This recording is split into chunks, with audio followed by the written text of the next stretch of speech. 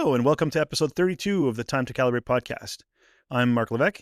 Joining me today are Bob Allaby from the Time to Go Travel and Timepieces YouTube channel, and Brent Rubyard from the Calibrated Wrist. No guests today. This is a hostful, and it's our annual Toronto Timepiece Show recap show. That's right. The three of us spent the weekend in Toronto basking in the glow of thousands of watches glowing in the dark. Just kidding. In all seriousness, it was a glorious weekend, and it concluded the inaugural Timepiece World Awards, of which Isotope took 2 home. But we'll get to that later. Let's kick things off with a wrist check. What's on your wrist, gentlemen? Bob, you go first. I guess we're going to get to it right now because I had to wear the Isotope Mercury, the award-winning now Isotope Mercury. This watch was actually in the deliberation room with the jury, this actual watch. So it's made it even more special, a watch that's already very special to me. So congratulations to you and Jose on the big win with the awards. Very, very cool. Brent? Well, I'm just going to say, to comment on that watch, you're probably never going to wipe the fingerprints off that thing now. I mean, it's got so many glorious hands.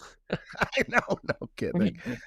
I actually have on also somebody who was at the show, Handhart. Like Mark was saying earlier before we started the show, you and I, Bob, have been on a bit of a Handhart kick of late. This is the 415 ES Iconic, and I actually wore it today because I wanted to do some photography this morning that involved these new gloves that I got. So I don't know. Oh, look at that! Is an NGA, but these are my new glove alert here. It's by Inchbury, and that's actually a brand that Ryan Moran from Walking King is launching. Inchbury being, I guess, a street in Hamilton. He's doing a whole apparel thing. But honestly, I'm not even a person who wears gloves, but I saw them right away and I was like, oh man, I have to own those gloves. So they're amazing. They're like really like real lambskin, but they're so nice and stretchy and racing gloves. So yeah, racing gloves. I thought they went perfect with the ES Iconic, and I put that little Strapsco rally strap on there. Yeah, all I needed was a really fancy car, which I don't own. So anyway, next. Yeah. Although you might be a little tall for an MG or something. That's true. I've got, just like Bob, I'm wearing the award-winning Isotope Moonshot chronograph. This one was also the one that was being deliberated on. And yeah, it's my favorite Isotope. Not gonna lie, I love it. And so it's very special to me too. It was amazing wearing it on Sunday, and I'll talk about that a little bit later on. Yeah, that's a beautiful watch. That's also my favorite from Isotope. Mark also, by the way, he transfers us $20 per Isotope in this episode. So yeah, Brent, you took some great shots of it over the weekend too. So thank you very much for that. Hey, you guys are very welcome. So I figured let's do the usual format we did last year for the Toronto Timepiece Show. So we'll go through the same questions. So now we'll have a format for it. I guess we didn't do that for Vancouver because we had Jason on at the same time. But moving forward, let's try to stick this same format, and it'll be our recap episodes. So any favorite moments at the Toronto Timepiece Show, excluding the awards, unless you have something you want to mention? But we'll be talking about the awards later. Brent, you want to go first? I do know we're going to dig into the awards later, but I had to bring them up even now because for me, that gala, like the actual gala itself, was right up there. It felt a little bit like a mini Academy Awards. Yes, it did. Colin Mockery was an excellent host.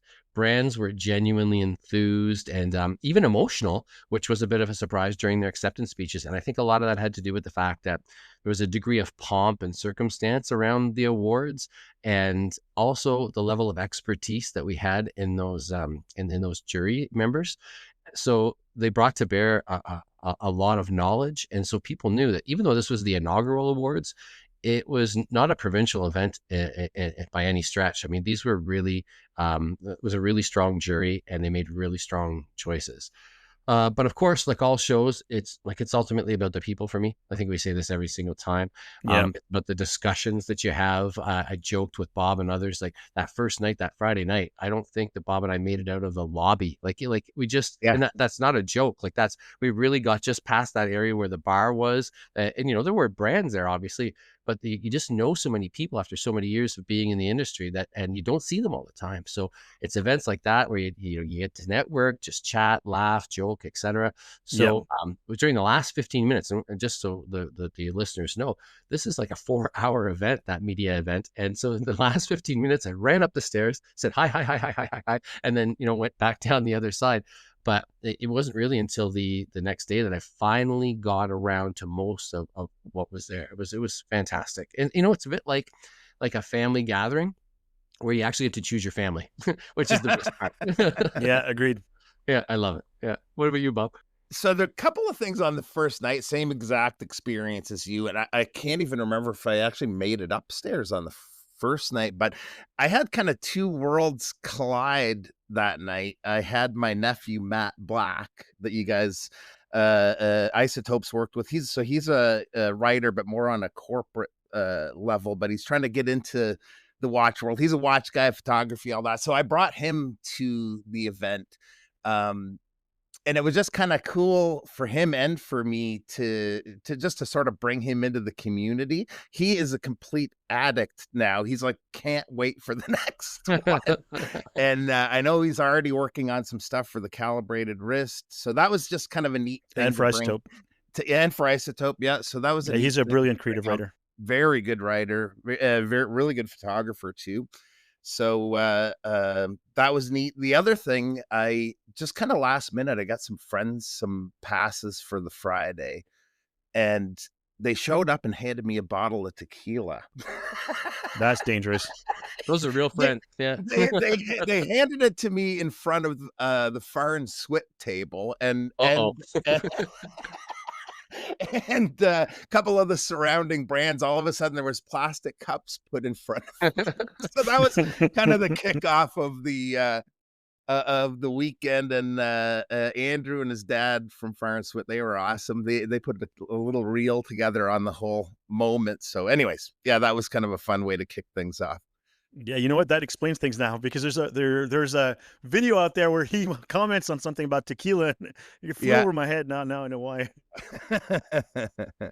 That's great. What about you, Mark? Yeah, I had a couple of really great moments. One of them was when I arrived there. Now, Chris Ansoulis, who writes for Popping Crowns and Watch Gecko, he and I are very good friends. I probably consider him one of my best friends in the watch space. We have a shared history of writing for Warner Mount, and we had like a lot of the same watches and so forth. And I was really looking forward to meeting him in person at the Toronto Timepiece Show. And when my Uber pulled up to the hotel at that light, he was crossing in front of the car. So I rolled down the window. I said, "Chris," and he saw me and he came running from the crosswalk to the car to give me a hug. I thought that was an awesome moment. He's such a great guy. We say that a lot. I think we mentioned this the other day. Every time we talk about that brand, we're like, "Oh, that guy's such a great guy." Oh, Jack Mason. Oh, Peter's such a great guy. Like, we always say that, but they truly are our found family, right? So yeah, meeting him in person was incredible. Arriving at the venue for the first time, like, I saw pictures online of the venue outside. Inside, not so much. Although we did get the tour. Bob, you did a tour the day before, video tour on your channel. That was really cool. Yeah. But seeing it in person, with the way the ceilings are super high, the natural light coming in, the shape of the place was very weird and different, but the flow was amazing. Even the narrower corridors where Zin was and Nomos and all that, you'd think, oh, it's going to bottleneck. No, it still worked. It still works. It was. I was really impressed with the venue.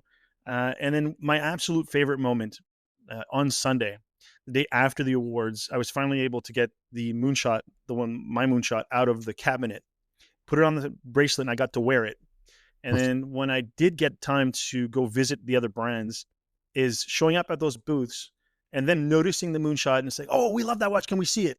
And then, seeing other creators and brand, makers of watches appreciate the design, appreciate how different it is, and seeing them light up to the watch that I was wearing, that was amazing. The guys from Atelier Wen really loved it, and I was talking about their tantalum stuff, and they were talking about the moonshot and like back and forth, and it was so cool. So yeah, that probably is my favorite moment of the weekend. I had nothing to do with the design or making of it. It's just as a brand representative and being proud of, the watch and the award. It was amazing. Yeah, that was so cool. Really. So guys, do you have any top picks of watches that stood out to you while you were there that you got to fondle? I do. I actually just, first of all, I had the same experience because I had the Mercury on the Sunday. Yeah. And I've never taken a watch off and put it on more in my life. I don't think everybody wanted to check it out. So that was pretty cool experience. But I actually kind of like all of us, I'm more of a tool watch guy, but I was surprised by a lot of what people are doing with dress watches there. There was a really cool, and I don't know if it's out yet, so I won't give too much detail, but there was a Sultan with the MOP and the guilloche. Did you see that? Yeah, Absolutely. yeah, they had that last year, I think, with the twirly turbine-y kind of dial with the guilloche and the.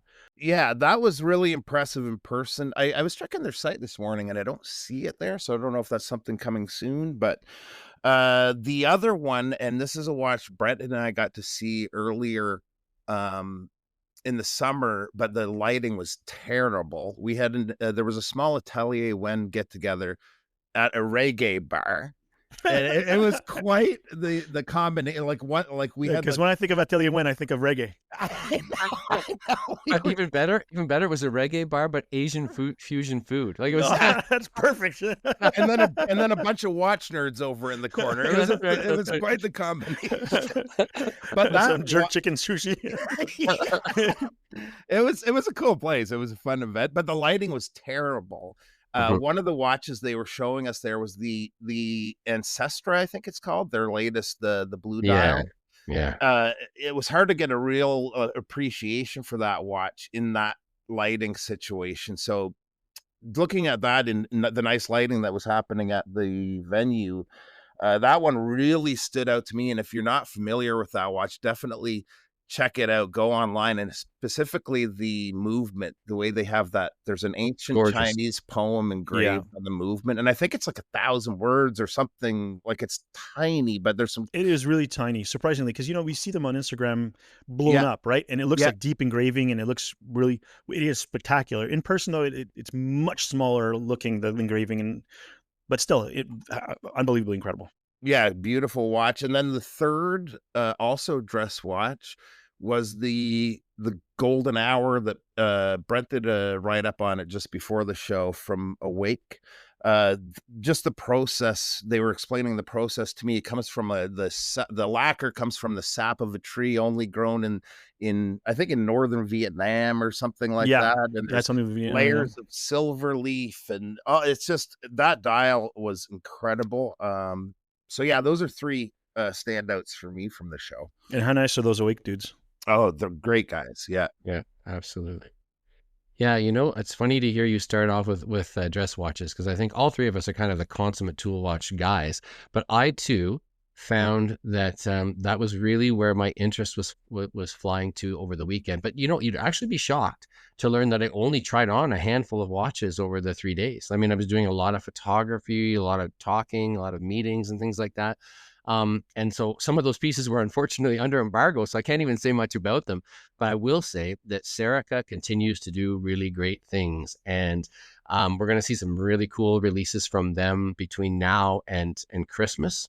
And then, like Bob said, those guys from Awake, they just released that golden hour before the show, the Sun My golden hour, and I had it in the studio over the summer. But then I got to see hands-on the rest of that series, because there's sort of a series of 5 watches they call their vignette series. And so it's all similar process with the lacquer, all absolutely stunning. Even the bands they choose to go with them are really thoughtfully chosen.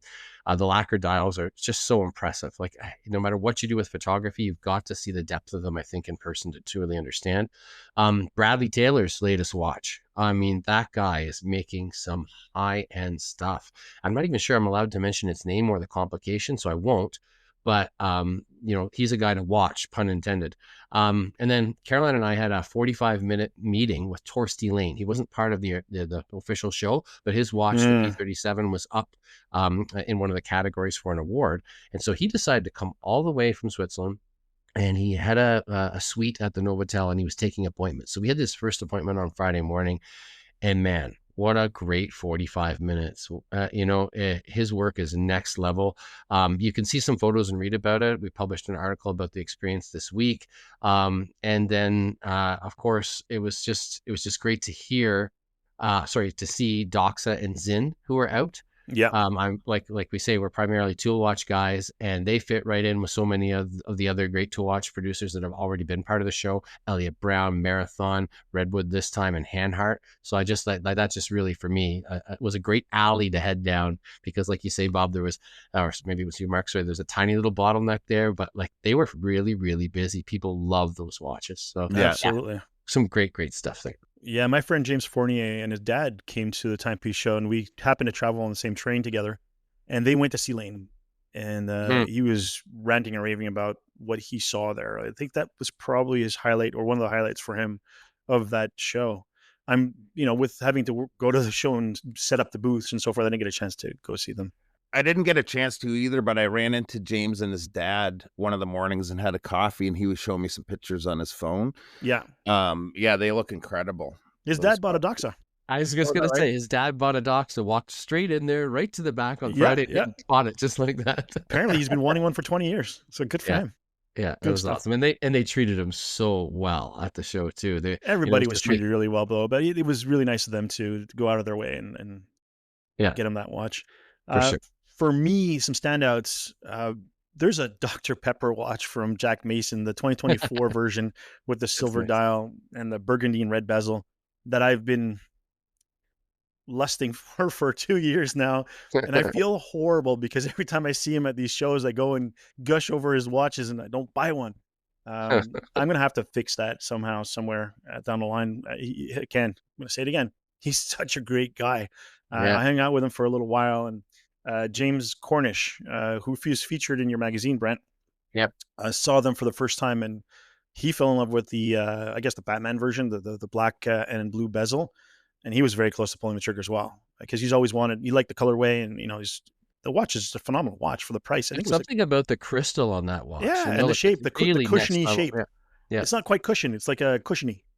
I think it's a really nice watch. One other watch actually just dawned on me that was such at first glance, didn't seem overly special. Did you guys stop by Wise Watches at all? Yes. Yeah, I saw them in California. So they had they have a chronograph. I think it's coming soon, but the crystal is curved. So the crystal is actually about the same height as the bezel, and then the sapphire is domed above that. So it's just got a unique look to it, the way the crystal is so raised up like that. That was a really cool watch. Yeah, really nice watch. And their bracelets, I don't know if you got a chance to play around with their clasp from that brand, Wise. The clasp is exactly like the T-Fit from Tudor. Very nice. They're really, really, really nice. Another watch that stood out for me was the Zinn U18. I stood in line to get my hands on that. And when I finally had it in hand, now I've owned a U1, a U2, a UX, and a handful of other Zinns. What was really cool is that it was brushed submarine steel instead of that bead blasted matte. So it gave it a different sheen. And those bubbles that are on the dial that, again, we see these pictures on Instagram or on our computers, they're blown up, 3, 4, 5 times the size. So they look kind of garish or a little too much. In person, it's not the case. They're much more subtle. It's a beautiful watch. It is massive at 44 millimeters, and it weighs, it's got to be close to 250 grams, or if not more, with that new clasp. Unfortunately, they didn't have a U15, which I think is the smaller version of it. It's a 41 millimeter. And unfortunately, it loses 1,500 meters of water resistance. So it's only water resistant to 500 meters. So, that's not very good. On our podcast with Felix from Hanhart, I was wanting to see the Aquasphere. So I beelined straight to his counter, went straight to look at those watches. And I was quite impressed. I mean, I really, really like them. The feeling is amazing. The bezel action is fantastic. I really like the design, and talking to Felix is a joy, and his team. They're just such happy-go-lucky dudes, and he's such a great guy. I have to say it. And then I guess the Lumiere from Christopher Ward always impresses me. I got a chance to take a picture with it next to my Pelagos. Kind of makes the Pelagos look boring a little bit. Which it is. I mean, and there's no, it's a very standard watch. I mean, it's a fantastic standard watch, but the Lumiere does have that little extra oomph to it for maybe half the price. I think that's pretty good. The Atelier Wen stuff, you mentioned it before, but it wasn't necessarily the one you talked about. I like their tantalum stuff just because it's so wildly different. And they had these 3 cubes on their desks There was a cube of titanium, a cube of stainless steel, and a cube of tantalum. And you got to pick them up. And the difference between the stainless steel and the titanium is there, but the tantalum is just so. If you hold the tantalum in one hand and the titanium in the other, and they're both the same shape and almost the same color, you're like, this doesn't compute. Like your brain can't handle what's happening in your hands. It's so odd. Yeah. And yeah, so that was a lot of fun. Those are my standout ones. Seeing Canuck Timepieces, his new Wild Watch was really cool to see. Yeah. And that dude was so enthusiastic. It was so much fun to have around. James, he's James, awesome. Good, yeah. really good guy. Yeah. He's a great guy. Like, here we go Yeah. again. So yeah, those are great. So what about the feeling? Last year when we left the Toronto Timepiece Show, we felt rejuvenated, right? It was the first one in Canada. We felt like $1 million. We couldn't wait for the next one. How do you guys feel now this year compared to last year? I was on such a high all weekend and all through the drive home on Monday. I spent 8 hours writing on Tuesday, and I did the same on Wednesday. These shows are like, there's such a validation for all of us, really, you know, and the reception of the second print issue of the Calibrated Wrist was also just awesome. We had all kinds of brand reps approaching us and saying, hey, how can we be a part of the next issue? So that was wonderful. I think it was great for Caroline too, because she's starting to feel a lot more a part of that community, and people are beginning to recognize who she is and what she does. It validates her hard work. Yeah, for sure. And then, of course, there were contributors to the magazine who were present. You already mentioned James Cornish, Cinziana Yordaka was there as well. And it's just so great to see them so happy with the way that we have curated the work that they've done, because the work that they do is amazing. They're both incredible artists. So obviously one in photography and the other in graphite, but equally good in their fields. And frankly, we're already planning the third issue. It's crazy how quick the turnover goes.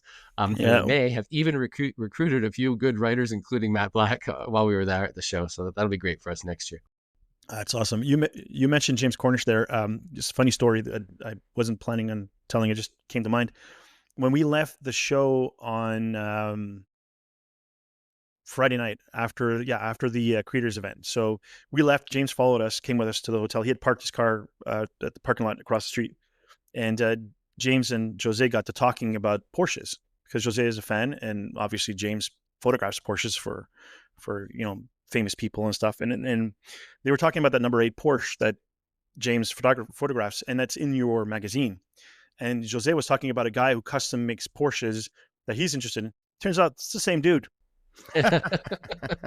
And James knows him very well, and so they hit it off. Like, it was like two little kids talking about their favorite toys. It was amazing.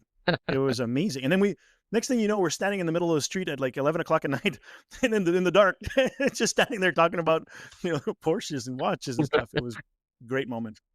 Yeah, for sure. So Bob, any moments?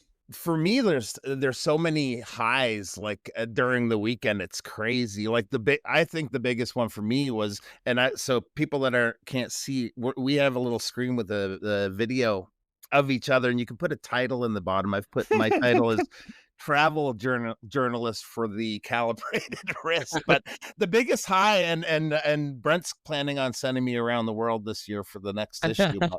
But the biggest high for me was seeing that article. We done a trip to Curacao earlier in the year and put together an article with my own photos. To see that in print was the coolest thing like ever. Those drone shots that you took came out so well in print, especially that one of the bridge going across the water. It just wonderful, really good. Did you rent a drone when you were there, or did you bring your own? I brought one. Oh, wow. Yeah, I got one right in the drawer right behind me right now. Very cool. But that was a huge high for me. This week, so afterwards, of course, you still have that energy, but I had a busy work week this week.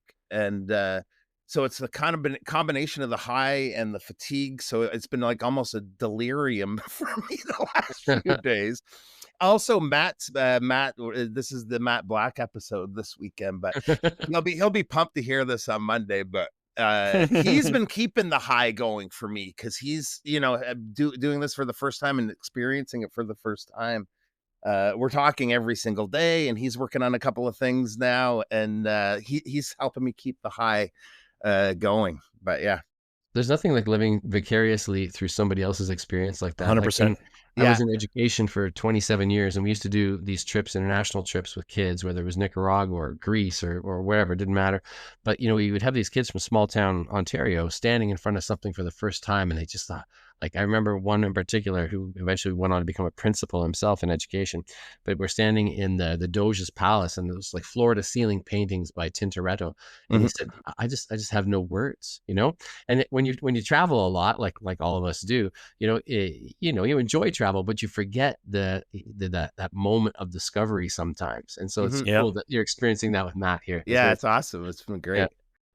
Yeah, I had the same rejuvenation as last year, maybe even more so because I'm officially part of the Isotope team now, and getting to show off those watches to people that come to the show specifically to see Isotope because they only seen them online, or better yet, when people come up to the booth and never heard of Isotope, and you tell them all about it, and then you shine the black light on all of those cool watches that glow, or you spin the dial on the of knee, and the dial jumps for the hour, and you get the oohs and the ahs.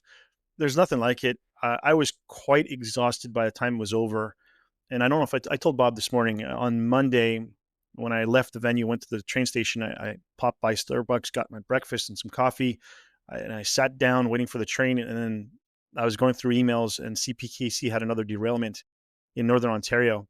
So, and I work in logistics, and I had 16 containers on that train. So my real world came crashing down on top of my imaginary world of watches. So it was a rude awakening, unfortunately, and it was a bit of a mess when I got back. It wasn't as bad as we thought it was going to be, but when these things happen, they don't give you all the information right away, right? A train can be up to 5 miles long, could have about 5,000 containers. You've got 16 of them on there, so it's not a priority, right? And then they want to make sure everyone's safe first, and there's no spillages and all that stuff. So, it takes time for the information to get out to us, but the stress is there. And, some of those containers were destined for stores out west, and now they're going to be late. So this is, anyways, that's a long story, but yeah, I felt rejuvenated again. I can't wait for the next one. I think that of all the shows I've done this year so far, including Los Angeles and Vancouver, and this is by far the best one. The most joy and enthusiasm through the people coming in, and the fun and the camaraderie. And again, like you said before, Brent, the friends that we make in this business that we only see at these shows. It's amazing. It was incredible that it was in our backyard again. I love it. I can't wait for it to be in Montreal. That's going to be absolutely wild. So watchfam, talking about watchfam, any cool stories with our friends in the space? I have one, and this is with another member of the Time to Calibrate, or the Calibrated Wrist rather, team, Tyler, on Sunday.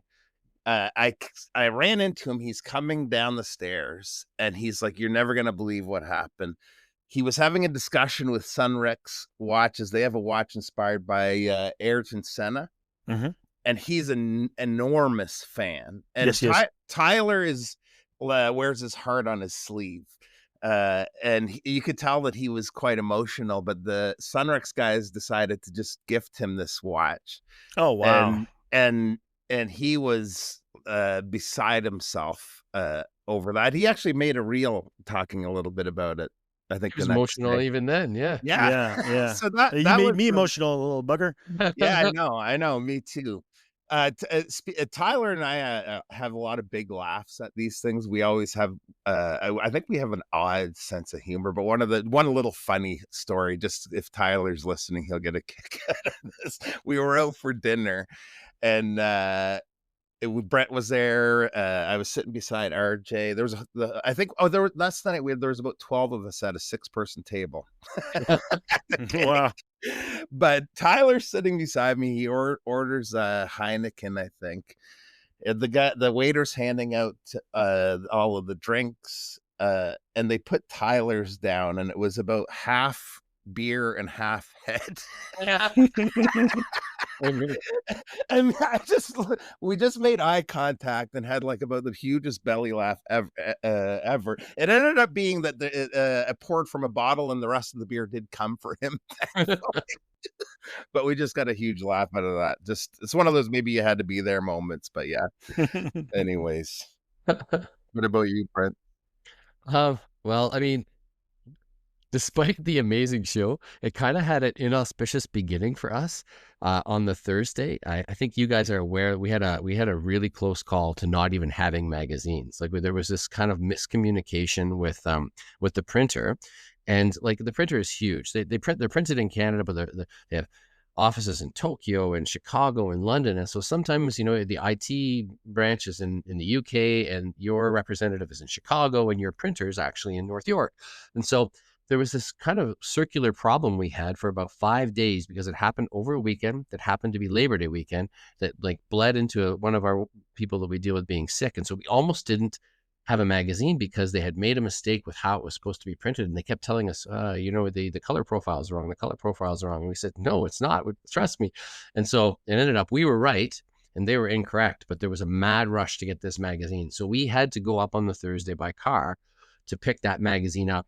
Well, I brought my truck, but the magazine quadrupled in size this time in terms of like the number that we printed. And also it doubled in size, the actual magazine itself and page count. So I didn't really take into account how that would look. We filled the truck bed, the entire truck bed, 2 boxes high. And so I was like, oh my God, like is it even going to fit? So I was stressed and everything. And it's a 4-hour drive for us to begin with. And then we had to pick up Dan, the Danson. And so the original plan was that we were going to go from North York all the way down to Union Station because he was going to take the train from the airport to Union.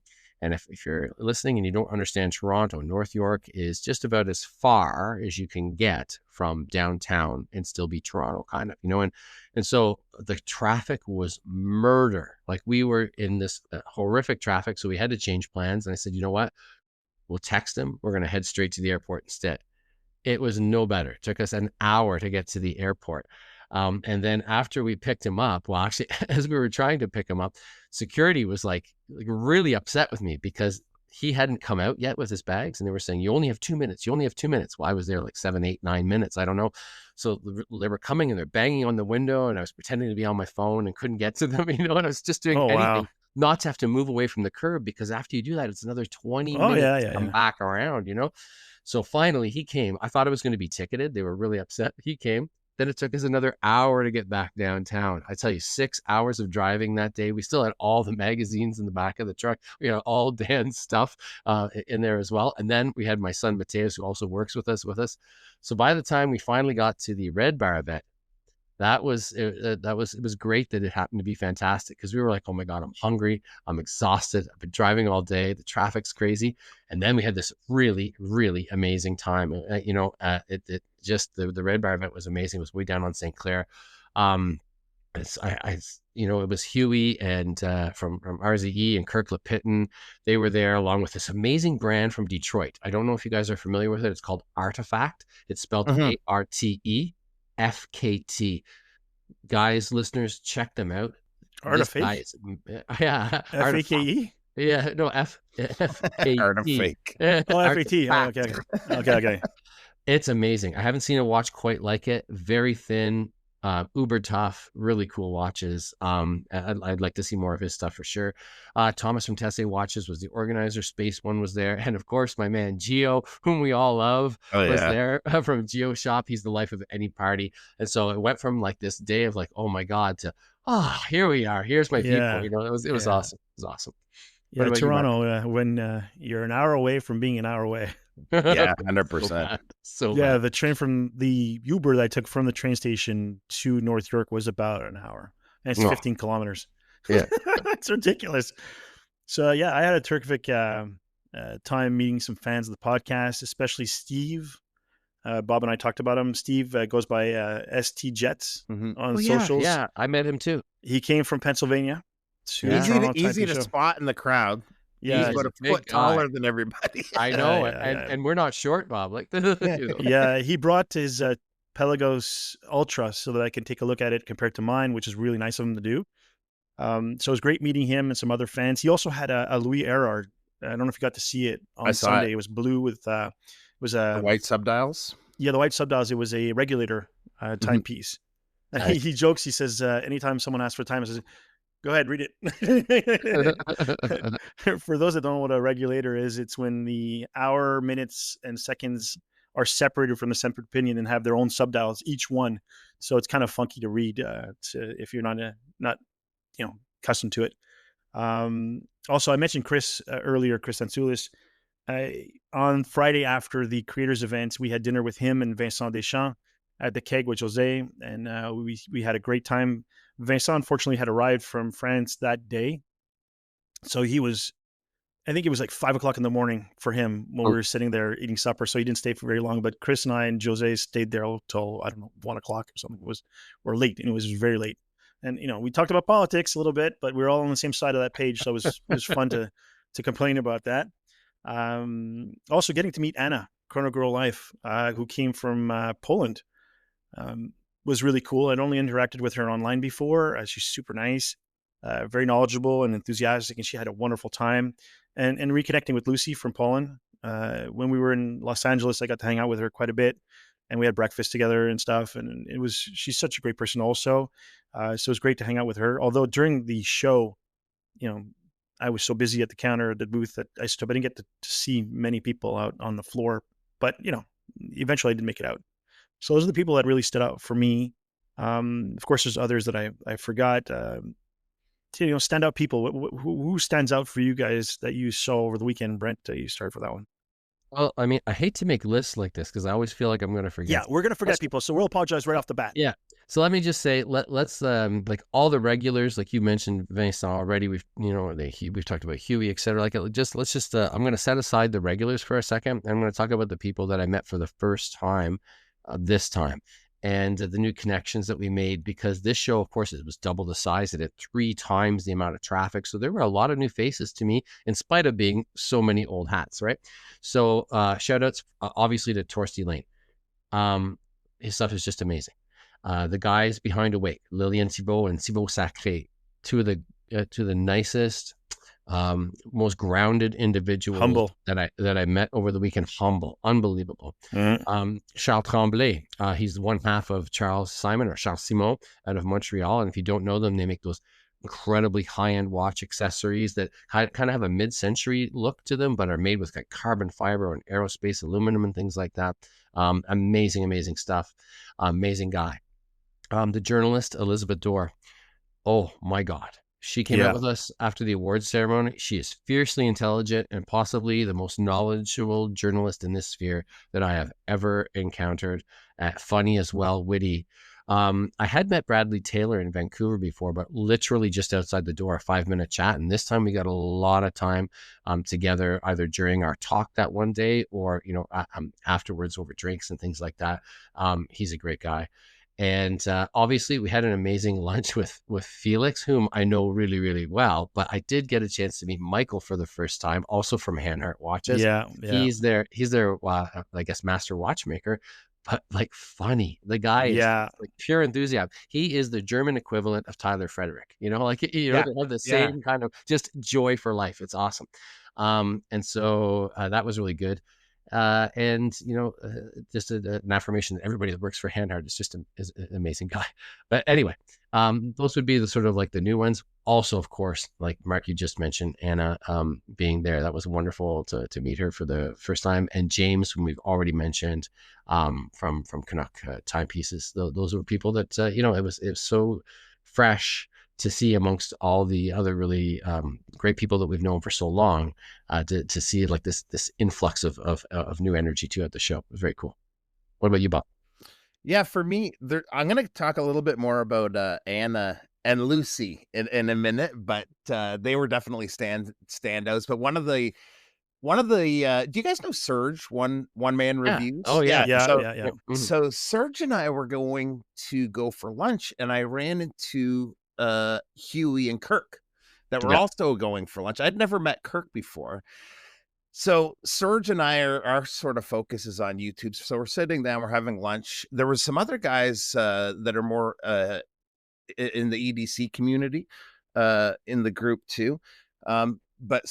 Serge is talking about YouTube and analytics and all of this stuff, and he didn't at the moment realize like Kirk's background, who he's got With some Peter McKinnon, experience. yeah. Yeah, he's got some experience in that department. It was just kind of funny because he's having a conversation with Kirk about it, and Serge has a sort of channel maybe around the size of mine, nothing like Peter McKinnon.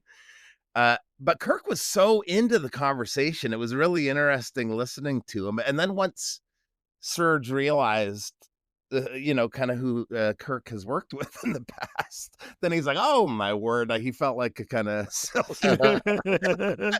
it was a funny moment. And it was, we were talking a little bit on the, with Huey and Kirk and their what they're working on with RZE, and their approach to marketing is so different than everybody else. There's some cool stuff coming from them, but that was a real standout moment for me. I was a huge fan of Peter and Kirk before, so that was kind of a little mini starstruck thing for me, which was kind of neat. But yeah.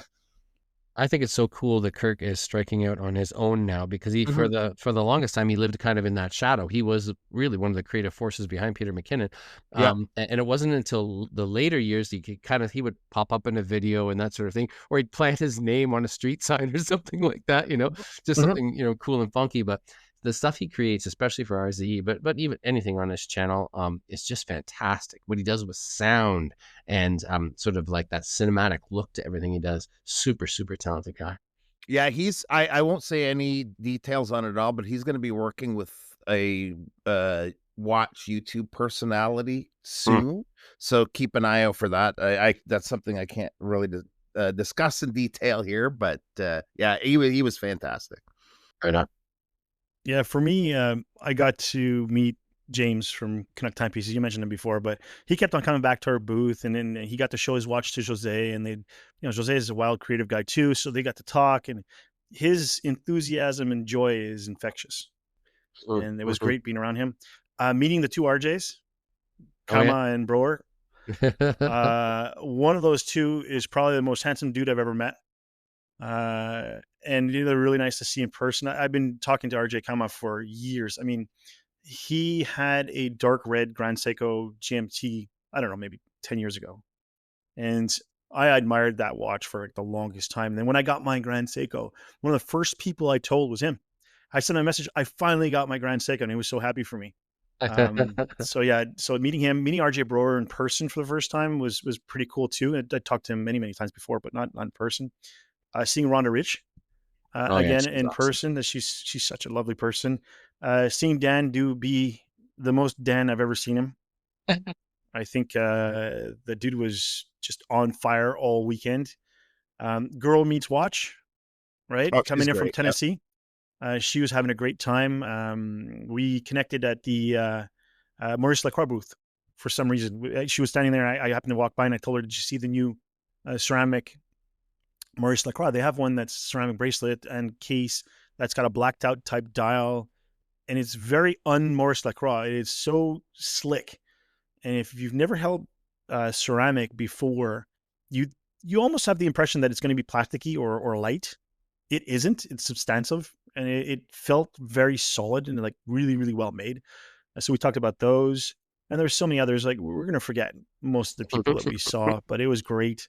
Um, yeah, it was quite the turnout. It was so much fun seeing these people that you only see online. So now let's talk about their awards. Um, what do you guys think? How were they for you? Were you guys nervous going up on stage together? I I gotta just back it up a little notch because you were talking about the two RJs. I don't know Yeah, if you remember this, Brett, but we did a little rehearsal walkthrough thing, and we're short a person, or we're missing like one of the presenters, and I'm like, and I'm in. First of all, I'm in a crowd of people. I'm like, why am I even with these people right now? It's like people I've looked up to for years, you know. But I'm like, we're missing RJ. And as I say that, I'm like looking at RJ Brower and my brain doesn't connect the dots. We're actually missing RJ comma. So everybody's looking at me like RJ's like right there. And I'm like, no, he's not. He's just outside in the, in the hallway. They're like, he's right in front of you. And so everybody thinks I'm an idiot now. But How anyway. many times are you in a room with two RJs, right? I know. They must have been like, what's wrong with this guy? Why is he in here with us? After the awards show, we were walking back to the hotel and both RJs were talking to each other, and we walked into the lobby of the hotel and I said, two RJs walk into the room. Everybody cracked up. So I you have here in the notes about ask whether we were nervous presenting or not. I spoke with Anna, Chrono Girl Life, the sort of the day leading up. Both of us were very nervous, never had done anything like that before. And we sort of joked about like who's going to be like tripping up the stairs or tripping over words. There's going to be all kinds of tripping going on. But during the actual show, she went up. Brent will remember this because he was sitting beside us. She goes up on the stage, comes back down. I didn't notice anything. She presented the award. She did a great job. Yeah, she did a great job, but she sits down and she gets a text and she shows me her phone, and it's Lucy, Watchbox Diaries, texts her, was the sunglasses part of the wardrobe, and she had a great big pair of sunglasses on top of her head. She forgot to take them off her head. Yeah, so we had a loud, maybe a bit too loud of a chuckle. I think we might have got shushed a little bit there too, but that was a really funny moment. I didn't even notice. It was so funny. If you check, she just posted some pictures of it. You'll see like throughout the entire thing, the gala, the whole thing, she's got sunglasses on her head. So funny. But once that happened, because I was sort of nervous the entire time. Once that happened, then it was just such a funny thing. The nerves like went totally away, and we went and did our thing, and it was fun. That was a really cool experience to be a part of that. And the show is overall, you mentioned Colin already. Colin Mockery nailed it with the watch jokes. Like he killed it with the watch jokes. I wasn't sure how that would go or how he'd incorporate things, but man, oh man, we were he had us all in stitches for sure. So I was really happy with how the award show went. You know, it's funny you talk about being shushed at that moment when we saw the photo. There was another time where I felt like I caught a joke, I think just a second before everybody else did. And I laughed, and my laugh is, pretty loud. And I thought, oh my God, that was loud. But then, a few other people started laughing, but it was that emit joke that Colin Mockery told. Yeah. Like one that kind of misfired a little bit. And so only half the room eventually got it, but I caught it like almost right away. And then I thought, oh my God, nobody else laughed, but it was so loud in the moment. Like, I'm sure Colin appreciated it. Yeah. Brent and I have been to a couple of things because I have a really loud laugh too. We've been shushed at a number of events. Too. Yeah. We did at the RJ's whiskey thing out in Niagara. Oh my God. We were almost kicked out of the building at one point. Yes. I remember them tapping on glasses and saying, "Can I get your attention, please?" Oh, it was all us. Yeah. Well, I was sitting obviously between you and Cinziana in the crowd. You and I were going to head up together. And she was quite nervous. And I was like you, I was teasing her about tripping up the stairs. And then she thought, oh my God, that's exactly what I'm going to do. That's exactly what's going to happen to me, But I'm not nervous at all at things like that. Like I was 27 years in education. I'm used to speaking in front of crowds. I had a talk earlier that day in front of a crowd. It was nothing for me. But like I say, the only moment was when I was embarrassed or nervous was when I laughed too loud in the crowd. But otherwise, I was just in awe, like of just how grand the whole thing was. A champagne reception, a string quartet. Yeah, the quartet was quite the touch. Yeah, a brilliant MC, everybody dressed up in their finery and everything. And if you had told me 2 years ago that this is what the Canadian watch scene would look like today, I would not have believed you. So kudos to Jason, because boy, did he pull this one out of a hat. It was fantastic. Yeah, that's incredible. Now, for me, it was a little different. Obviously, I didn't go up with you guys to present because I didn't want to. But seeing the first award be presented and awarded to Jose for the Mercury Shadow, Bob's Mercury Shadow, was incredible. He was sitting right next to me, and he just couldn't believe that it was Isotope. He didn't get up. He was sitting there clapping away like it's not his brand. Like, no, you don't. That It's became a you. running joke for the whole evening, actually. Yeah. Even to get up on stage. So then he made it up on stage, and then he gave such a beautiful speech, very humble, and you know, it was just earnest, heartwarming. This pretty much describes the man. I mean, it was amazing to see. I got to videotape that part. And then later on in the evening, when Isotope won the People's Choice for the moonshot, Jose asked me to go up with him. So I did. And so we went up on stage, got the pictures taken with Alexandre Bourgain and all that. And that was incredible. And then I made a joke at the end of the speech saying it was amazing to start off the awards and finish them by, winning. And then they announced another winner after us for Christopher Ward. And I was like, damn, that joke was good. You killed it. Bob and I were in the audience, and we were like fist pumping. We're like, yes. When of course, each time that Isotope won, but we were also really, really happy for you when you went up to accept that with him at the end. And you actually sort of stepped forward and said something into the mic, because we know how you feel about crowds. So that was awesome. It's not necessarily the crowds. It's just I'm not in front of the camera kind of person. Like even this doing podcasts at the beginning when we started, I was always very nervous. I'm not anymore. I've gotten quite used to it. And I am used to speaking in front of people. Like for work, I do it all the time, presentations and so forth, customers. I've signed multi-million-dollar deals after doing presentations. Like I can do that stuff. I'm just not comfortable. And it's not me. I mean, but still, it was amazing. What I liked best about the award show is that everybody who won, everyone in the crowd was genuinely happy for them. Uh-huh. I was told that at the GPHGs and some other awards that the people that don't win, and a lot of people in the crowds are actually pissed, or they're angry or resentful. And it's a very cold atmosphere. And that couldn't be further from the truth with ours. It was warm. It was inviting, encouraging. And the winners were all very humble, and no one spoke too long, which is great. And that leads me to the last point about the awards. They had slotted 3 hours for that award, the ceremony, and we were all quite tired, right? We were standing on our feet all day long. We barely ate anything all day. The fact that it was only an hour and 15 minutes, just about, was amazing. It was exactly what we needed. Colin Mockery kept things moving. He was very funny. The awards were presented very quickly. The people accepting the awards were all humble and all, happy and proud. And then we all filed out after, and it was still quite early, and we still weren't, burnt out. And then we all took pictures outside with the awards and things, and it was great. I think that's how it should be, a 3-hour ceremony. I was thinking, first of all, how is it going to be 3 hours? Are we going to have dancing on the stage and some musical interludes? There's no way it was going to be 3 hours. I couldn't think. I know that they had allocated 5 minutes per person winning. Speaker. Yeah. Yeah. You know how long 5 minutes is to say thank you? I mean, that's a long time.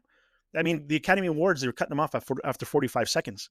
Like 5 minutes. I mean, that's opening the door for Robert De Niro or Jack Nicholson to really go off. So yeah, that was amazing. Any surprise winners for you guys out of the categories? I'm not going to say that they're surprised, because I don't want to denigrate anybody, but I will say that Marathon had steep competition in their category. And that was what I was going to say too. A toss up for me. Like, it was just so many good watches there. But you know what? I was so happy to see that at least one Canadian brand made it among the winners. And I was speaking with Mitchell afterwards, and his sort of self-effacing humor and his modesty, it only made me happier for them, that micro mil spec was some tough competition for them. It was, absolutely. And you know what? Like, the fact that he calls his team his family, and he doesn't just do it like de facto. Like he did it here when he was on our show, talked to, and he literally said in an interview I did with him the next day, he said, you know what? If you don't like the people that you're working with, get yourself another job. And you can tell they are a family. You see them at the party afterwards. Oh, yeah. But, they are. And the other one was Oris, because Oris had a truckload of competition in their category as well. But when the team went up to accept, and I heard that emotion in VJ's voice, and if you know VJ, you were not expecting that. No, it wasn't. I thought it was great. It was great. Bob? Yeah, so I was just flashing my notes to you guys, so I'm not like cheating here, but I had Marathon. It was cool to see a Canadian brand win, and yeah, you're right, there was some tough competition there, but that is a excellent watch. The biggest surprise to me was the tie, and when it actually happened, because they announced you guys for the moonshot, and I was like, okay, that's it. And they sort of surprised it. They had no indication that there was a tie until you guys had left the stage. Can you imagine the probability there? Yeah, like imagine that. Like this is the People's Choice Award for the listeners. Everybody that was at the show got a chance to vote if they wished to. So you can imagine, all the votes and all the watches that you could vote for, and still it end up as a tie. Incredible. I think there was like 68 watches or 70, somewhere around there watches. For that to end up happening was a shock to me. Yeah. One other brand that's kind of jumped out at me, I'd never even heard of before, and I'm not even sure how, it's that GOS. Is it GOS? Yeah. Oh, yeah. That's some spectacular stuff. Man, their watches are incredible. I just discovered them just before the weekend because of the fact that they're in the awards, and they have some amazing pieces, man, if you check their site. But that was a cool one too. Yep. Yeah, that was really cool. Marathon, I was going to say the same thing. That category was really stacked, and I'm not surprised that they won. I mean, that watch is, I've had a Navigator. I'm probably gonna have another one. And I think you guys both have one, or one of you guys does. I do. Yeah. They're phenomenal watches, but that micromilligraph that they had out there, that thing is just bonkers cool. And anyways, they both could have won that one, but I'm very happy for Mitchell and the team, and like you said, the family that they have over there. And he's become a friend. By the way, Brent, I meant to tell you this earlier, but anyways, Mitch told me that you have to go visit him. He'll open the vaults for you. Yeah, he did talk to us about it the next day, actually. And yeah, then so you have to go see him. He invited us to Switzerland too to go look at the factory. So we're going to probably do that in April, which will be a very cool tour. That would be very, very cool. Another one that was a little surprising for me was the Fears winning Innovative Complication on a standard jump hour watch. That was a little different for me. I understand there were some circumstances there, and the jury was hands-on with the watches that they had in possession. So that's great. Good for them. I love their speech. And I think unfortunately Nicholas wasn't there for this event, but his representatives were really nice. I'm disappointed that the Mercury Marquetry didn't win the artistic category. That was a little bit our fault. We didn't get a chance to get the sample for the jurors to review. However, we did get some consolation. Late on Sunday, we had Bradley Taylor and Alexandre Beauregard come visit our booth. And Alexandre and our kindred spirit French Quebecers got to talking, and then they asked to see the watch, and they got to fondle it and play with it. And they busted out their loops that they happen to have in their pockets, as experts they are, and took a look at it. And they both looked up at us and in unison said, "This would have won if it had been there." So I'm taking that as a win. I don't care what anybody says. We don't have the trophy for it, but I'm taking that as a win. So that was great. And we hit it off. Alexandre invited me to his place to visit his workshop and for a steak dinner, and which I'm definitely going to take him up on it. And if I do, I'll write up a story about the event and all that stuff. Such a nice dude, man, for the amount of stuff that he makes. And I got to handle his Kerry Voutilainen. No, not Kerry Voutilainen. Halter, Vianney Halter. He had a Vianney Halter on his wrist. I asked to see it, so I took some pictures and I posted them on Instagram, tagging Vianney Halter, and Vianney Halter replied back with big hearts. I said, "Thank you very much for liking my post and this and that." And he replied back with some hearts and the Spock salute, "Live long and prosper." Yes. I'm never deleting this post. That's even forever. I had a chance to meet him really, really, really briefly when we were in Geneva last time, and it was because of Alexandre Beauregard, who was sort of like, I guess, manning his booth at Liesberg. And but Vianney was there, and he's just such a joy. He literally is. Again, there's another Tyler Frederick, but at the top of the Swiss watch world, like just an absolute joy. Very cool.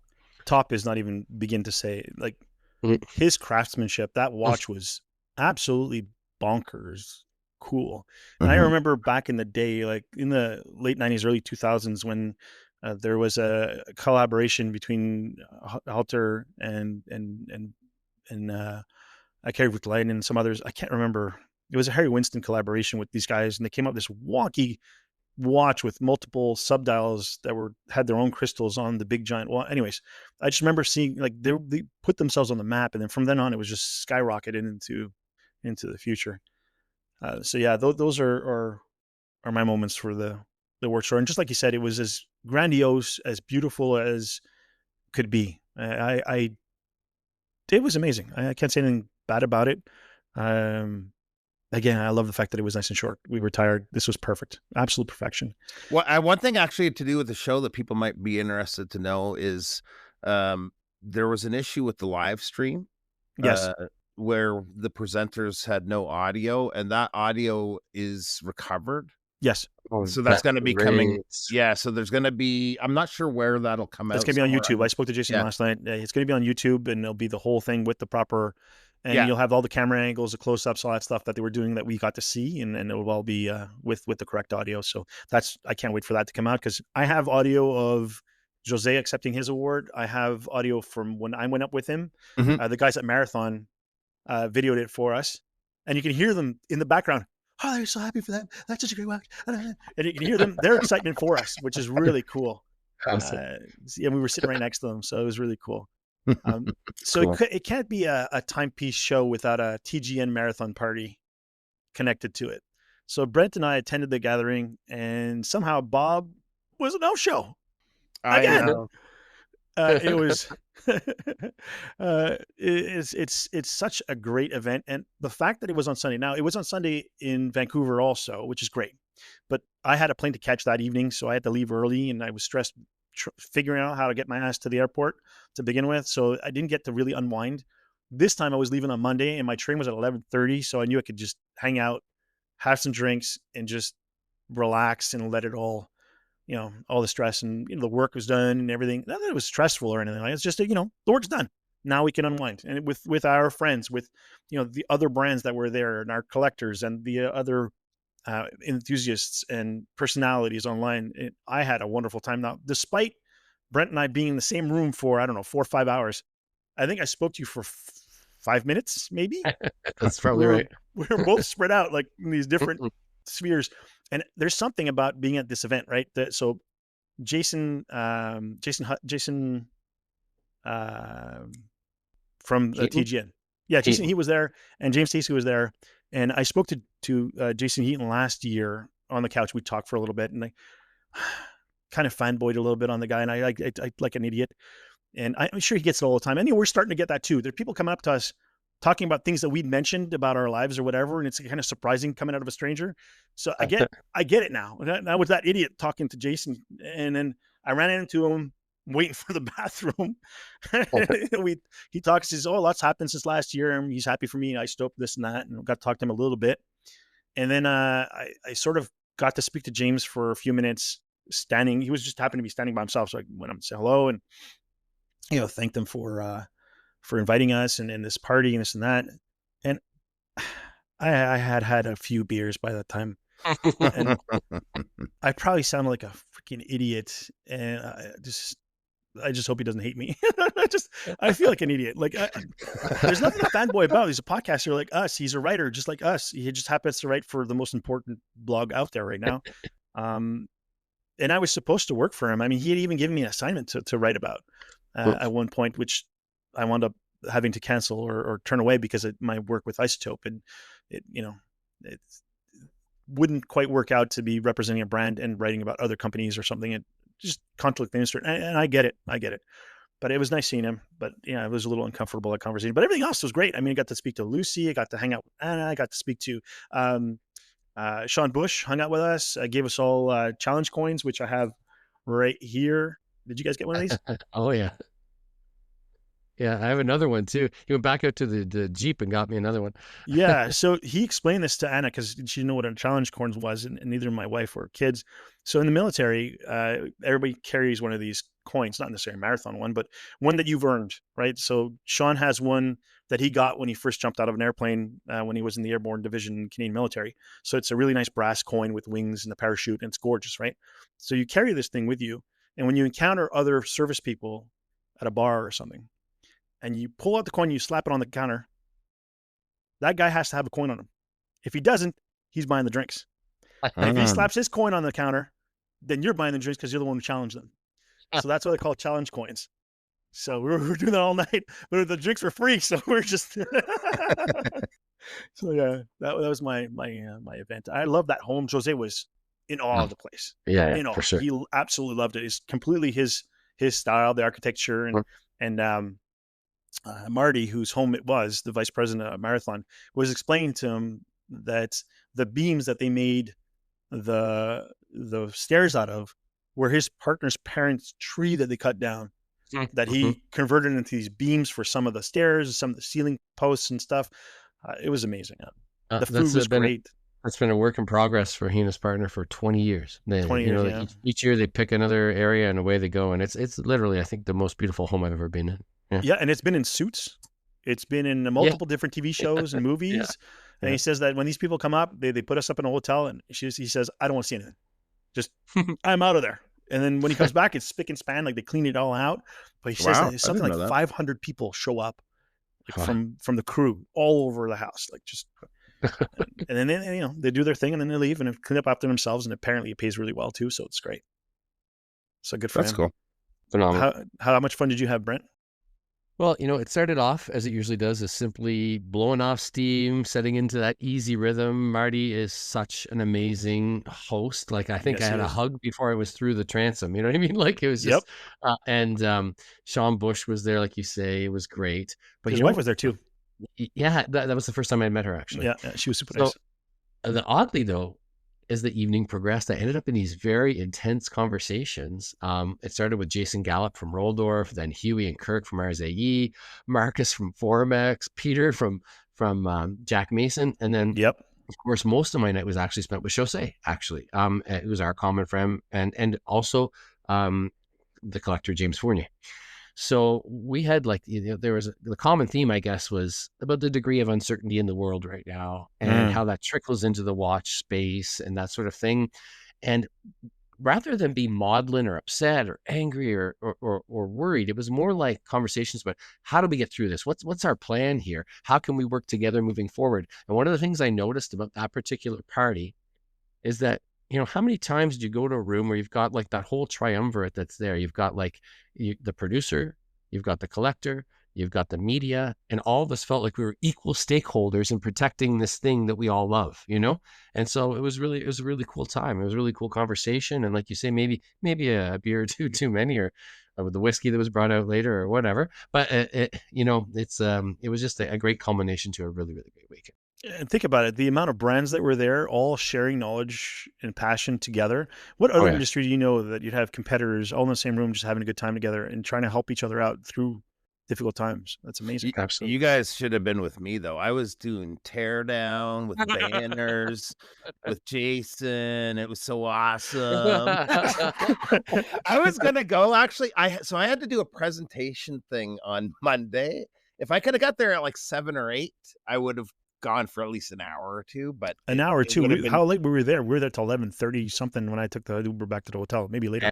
Or it was even Yeah, later. I wouldn't have gotten there till probably almost 10, so it just didn't Yeah, jive. it'd have been fine. 10, but Although you would have been sober and the rest of us would have been blitzed, so it'd have been different. yeah. It probably would have been fun for you. I could have beat. I had a pickup truck. I could have chucked you guys all in the back of the pickup truck and drove you home. It was a good time, man. I look forward to that party. Like, it's the culmination of all that entire weekend, and yeah, and then I went back to the hotel to sleep on a really bad bed. Actually, while I think about it, during the teardown, so I was helping Jason throughout the weekend. Big shout out to Geraldine. Yes. She's I guess like sort of the event coordinator, sort of planner. She Event does director. That's what director, that's her title. director. Yeah. She really helps bring the whole thing together for sure. Yeah. Behind the scenes, she doesn't get maybe recognized as for what she does, but she deserves the recognition for sure. Yeah, she's the puppet master. Yeah, 100%. That's probably accurate. So accurate. I got to, they had raffles for some watches that were donated by the companies, and I happened to be around to get a sandwich when they were doing that. And it says, "Oh, Mark, you want to pick the raffle for the isotope watch?" I was like, "Sure." So I got that on camera, and I got to put my hand in the bag, and there were so many ballots. It was incredible. James Fournier told me, he says, "I got my name in there, so make sure you feel around and get mine." Okay, sure. They all felt the same. We donated the yellow one, the Amarillo, Camarillo, whatever it's called, the yellow Hydrium, which is actually car paint on the dial. And when you take off the stickers that are on top, it shimmers. It's gorgeous. It's a stunning watch. So yeah, the gentleman who won that was on site, so then he came to see us. We took some pictures with Jose, shaking hands and all that. That was really cool. I saw him just after he received the watch, and I said, "Hey, we're Isotope Brothers." I had the Mercury on, and he went to do like almost a fist bump. Oh God! Watch against watch. I'm like, wow. he was a little excited, which I understand. But yeah, that high gym would have destroyed that watch. Your Mercury would have broken another one. I know. Jeez, man. So this is our third Canadian timepiece show that we've done so far. Anything you guys would like to see different or changed or improved upon, or any ideas for the next ones that you guys think would be cool? Yeah, Brent, we want to start with that? Yeah, I think we could use a photo studio. I know that you've mentioned this too, Mark, about maybe wrist shots for the crowd, but even more than that, like even if you're in the media and you want to have like an actual studio set up, I was, taking things over to that one little area when I did that moonshot shot to get some natural light. But natural light, while it's great, when you're able to control the light 100%, you can really showcase the watch a little bit better. So I think it'd be great to have a photo studio available with an even better working space for media, one that has desks, the ability to plug in computers so that you can put stuff up as you're going throughout the day. You go there, have a sandwich, and then fire off some stuff. But that would be great. I think we could also use a dedicated space for that. Those artisanal watchmakers like Lane and Bradley Taylor and stuff like that, and maybe Beauregard, so that they could be a little bit apart. They're not quite the same thing. They're not selling for the same price point, but I think people would just want to see them, if you told me that I was going to be interested in watches that looked like that 5 years ago, I don't think that I would have really understood that. I knew what I liked. I was pretty sure, what I wanted to wear on my wrist. And now my understanding and my appreciation has just grown from having seen them over and over again. So I think it'd be great to have that, and maybe even have a bench where they could ply their craft. You could actually see, for 1 hour, Bradley Taylor will be working on a movement. For another hour, you'll see Alexandre Beauregard, working on gemstones or something. And that would be kind of a cool thing for people that would raise the level of appreciation, I think. And then, really, though, frankly, what Jason has created is pretty hard to beat. RJ Brewer from Fratello said that it was better than most shows that he had ever attended. So that's saying something. That guy's been in the industry for a long time. He's been to Dubai Watch Week. He's been to Watches and Wonders. He's been to the Basel Fairs and the way back, the original SIHH and all that stuff. He's not the kind of guy that would say something like that loosely either. No, he would not. No, he would not. Yeah. No, he doesn't mince words and nice and concise most of the time. Yeah. Absolutely. So yeah, I mean those would be the only things that would be great, and that's just from I guess from a selfish point of view as somebody who works in media. But otherwise, this, like, what can you say about that place? What a venue! It's the natural light that's pouring in there, the high ceilings, the windows, the sinuous layout. It's a keeper for sure. Yeah, he's keeping it. That's for sure. Yeah, when I saw the floor plan originally, like the sinuous is I'm not a wordsmith like you guys. I'm thinking curvy, but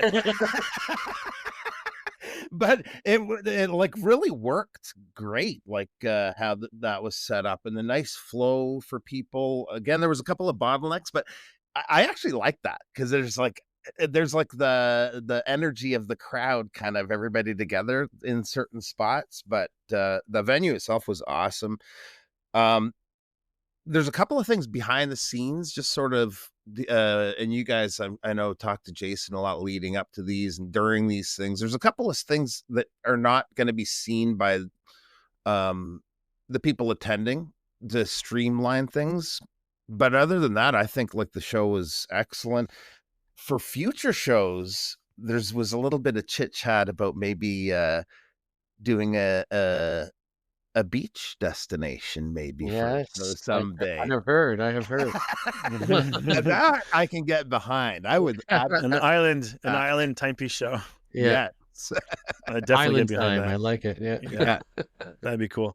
I think the photograph booth with the wrist shot thing is, I know I harped on that last episode. I think I mentioned it twice, but I really love that idea. If we could project it and everybody can have a chance to put in their wrist under there with their newest acquisitions they just bought or something they walked in on, walked in off the street with, that would be really cool. The specific photograph area for the media, that could be a little tricky because that means giving out watches for people to walk away with and going someplace that like Brent, we have no worries giving you a watch, or Brent giving you a watch, but some blogger who just started his own thing that we don't really know taking off with a $5,000 watch or more gets a Mhm. little nervous. Plus, then you have your stuff out there. It's not on the table for people to see.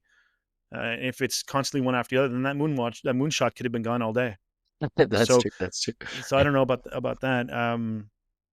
But yes, I think that there should be a photograph. Maybe, Jason mentioned something to me yesterday that he's going to be a little more strict on the media people on the Friday event. It's there for the creators, for the media people. It's the best time to do the interviews, to get Mhm. hands on with the watches. There's less people. We have more control over the inventory. I think that's a good idea. Do 3 hours, 4 hours, 3.5 hours, 4 hours of time, and then get all that out of the way so that on Saturday you don't have someone standing there with a microphone on a stand trying to get an interview with you when you're three deep at the booth and taking time away Mhm. from the fans and the enthusiasts. So I think that maybe if you do the photo booth on that day, then that works because it's not a lot of people and we all know one another, so that would probably work. I forgot a Mhm. question in all of this. Did you guys encounter any really cool watches on enthusiasts that, not part of the show, like things that came up?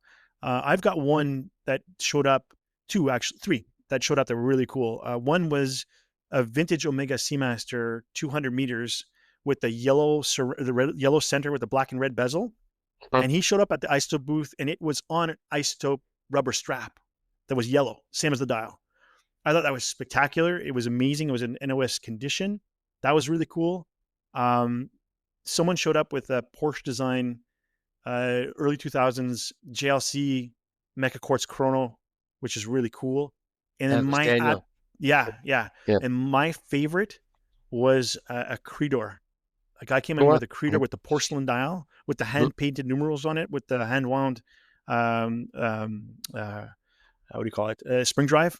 Boy, Mhm. oh boy, was that spectacular! Oh my god.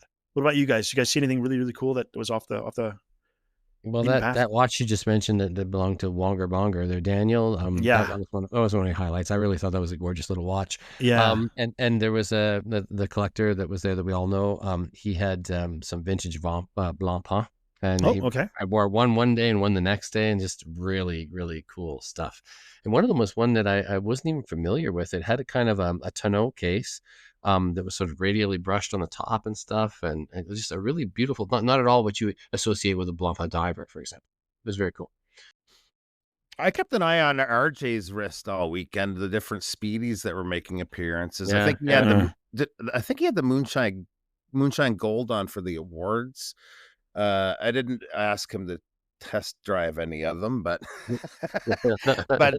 I did notice his wrist a few different times. Actually, Steve's the Pelagos, the Ultra. Sure. I tried that on, and that was a lot more wearable than I expected. Actually, I was thinking it'd be a lot bulkier than it was, but not bad at all. Actually, Tudor has played with their proportions. Like yeah. what they did for the Black Bay 41. It's not, I mean, it's a millimeter thinner than the original one, right? But it's the way that they proportioned the case to make it less slab sided. The bezel is a little thicker instead of the mid case being so thick. It just looks proportionally much better. And it was the same when I had it next to I didn't get a chance to have them next to each other, but compared to my Pelagos, I love it. I absolutely adore my Pelagos, but it is slab sided. It is thick. It wears tall. But this one, it's 0.3 millimeters thicker, which is ridiculous. We're talking such small and insignificant numbers, but it's 500 meters more water resistant. It has a dome crystal, Mm. which adds a little character. Now they got rid of the rehat on the inside, the slope rehat with the cutouts, which I actually like about my watch. But there's something about it, like you said, it is infinitely more wearable than mine. And I think that bracelet's different. Like I would have liked to have gotten side by side. So I'm gonna make a trip out to the Tudor boutique that just opened up at Royal Mount and go take a look because the bracelet fit differently than mine. Hmm. One thing that I do like about mine is that the back is stainless steel, and so is the clasp. So it adds some heft to what normally would have been a very light watch. His is strictly titanium with grade 5 on the case back and the clasp instead of stainless steel. Uh, it still felt hefty. Hefty. I mean, it's a 1,000 meter diver. There's got to be a lot of metal in there in order to keep everything nice and safe. So, anyways, I was very impressed with that one. Yes, I agree. Hmm. Anything else, Bob? Stand out? Those are the two that came to mind right off the top of my head. Yeah, there was a million of them, honestly. Yeah, it's hard to. Yeah. I only got out at the end of the day on Sunday to actually walk around. I tried on the collector's night, the creator's night. At the end, it was like 8:30. I went upstairs. I think I'll start with the top and then make my way to the bottom. Pfft, I barely made it past Formex, and then we were closing down. We had to clean up and pack everything away for the night. Sunday, I did get to go walk around. I didn't get to try much on. Like you guys said, you meet people, and then they wanted to see the moonshot, talk about it. So we're doing that. I didn't try anything on. I don't think I put a single. Oh no, that's not true. I put on the Lumiere. I put that one on my wrist because I wanted to feel it next to my Pelagos. The rest, I didn't put anything on, which is very strange. So normally, when last year's Toronto Timepiece Show, I got a ton of wrist shots of other people's stuff on my wrist. And this year, not so much. And every year I think I'm going to go and I'm going to take the time. I'm going to take a ton of pictures. I'm going to take every booth. I'm going to talk to every single one. And I never do it. I never do it. But anyways, there's still more shows. I'm going to the New York show. We're not attending Wind Up, but we're going to the Hype, which is a small show that's going to be literally around the block from Warner and Wound's Wind Up. It's at the Draper Hotel. It's on the same days. It opens earlier than Wind Up, so hopefully people who are standing in line waiting to get in will come and see us. So I'll be there for October 17th, 18th, 19th, something like that. And then we're going to Austin in November for Hours and Minutes, where a lot of the usual suspects are going to be there, and that should be a fun show. I've never been to Texas, so I've been to Louisiana, I've been to Mississippi, I've been to Georgia. I've never been further than Louisiana, I guess, going west. Well, now that I've been to California, that's the furthest west I've been in the States. But anyways, so looking forward to all that. So that's pretty much it for our recap show event for Toronto Timepiece Show. On behalf of the three of us, I'd like to thank Jason, the event's producer, Geraldine, the event's director, and all their staff for pulling off such an incredible weekend. None of it could have been possible without their hard work, dedication, and passion. We're proud to call them our friends, and we look forward to doing it all over again twice this coming spring, in Vancouver in April and Montreal in May. The Time to Calibrate podcast can be found wherever you download podcasts. If you have any questions, comments, or concerns, you can email us at timetocalibrate@gmail.com. You can also find us on Instagram. Please take a moment and leave us a rating or a review. We'd greatly appreciate it. Thank you for listening. Until next time, T2C out.